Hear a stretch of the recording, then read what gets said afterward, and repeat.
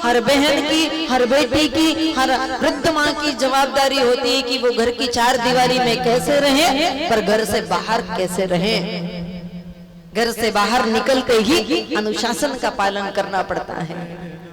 आज देश में फुहरता चल रही है, फैशन के नाम पर स्त्रियां फटे कपड़े पहनकर घूमना, बहुत बड़ा गौरव महसूस करती है कि हम फटे वस्त्र पहन करके बड़ा अच्छा काम कर रहे हैं। अंग प्रदर्शन करना ये भारत की सभ्यता में है ही नहीं। पर भारत का युवा जो कहता था भारत माता की जय, वंदे मातरम, अब बताओ उस युवा के फेफड़े सड़ गए हैं पाउच खा करके।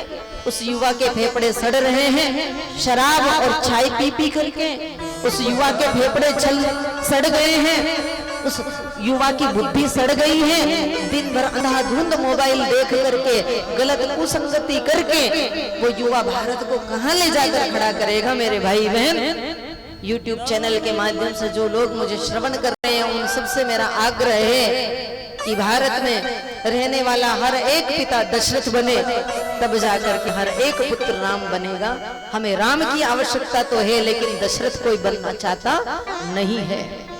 आप चाहते हो कि हमारी सेवा हमारी पीढ़ियां करें और हमारा पुत्र श्रवण कुमार बने, पर श्रवण कुमार तो तब बनेगा जब हम उसके माता पिता बन करके उसको मार्गदर्शित करेंगे। तब जाकर के हम अपने माता पिता के लिए जिस दिन श्रवण कुमार बन जाएंगे, उस दिन हमारी आने वाली पीढ़ी हमारे लिए श्रवण कुमार बनेगी, अन्यथा नहीं बनेगी।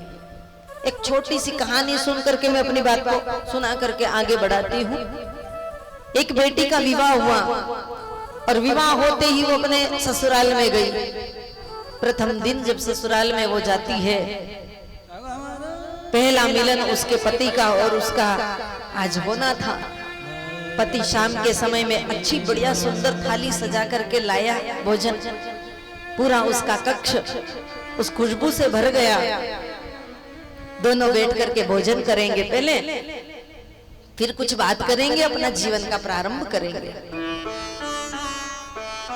उस बेटी ने कहा उसके पति से कि देखो जी, आप ये जो सुंदर सी थाली लेकर के आए हैं, ये थाली भोजन की हम लोग तो करेंगे, पर आज हमारे जीवन का शुभारंभ हो रहा है। अगर माँ नहीं होती तो आप कहां से आते? कभी इस खुशी में सम्मिलित होकर के आपकी माताजी भी आ जाए और हम तीनों मिलकर के भोजन करें तो कितना अच्छा लगेगा।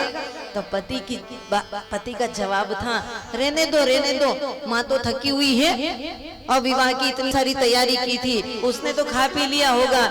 उस बहू ने कहा, नहीं, मेरे सामने माँ जी दिन भर से काम कर रही है, उन्होंने भोजन नहीं किया, वो थकी हुई सो गई है घर में। आप जाओ माँ को बुला करके लाओ। उसने कहा, मैंने कहा ना तुमको, क्यों विलंब करती हो, जल्दी से भोजन कर लो, हम कुछ बात करेंगे, तुमको करना हो तो कर लो। फिर पत्नी ने कहा, देखो जी, मेरी बहुत इच्छा है, मैं अपने माँ बाप को छोड़ करके आई हूँ, तो मेरे माँ बाप तो यही है। मेरा दाम्पत्य जीवन तभी सुखी होगा जिस दिन मैं अपनी इन सास ससुर को माँ और पिता मानूंगी। तो आज से मैंने इनको माँ और पिता स्वीकार किया है।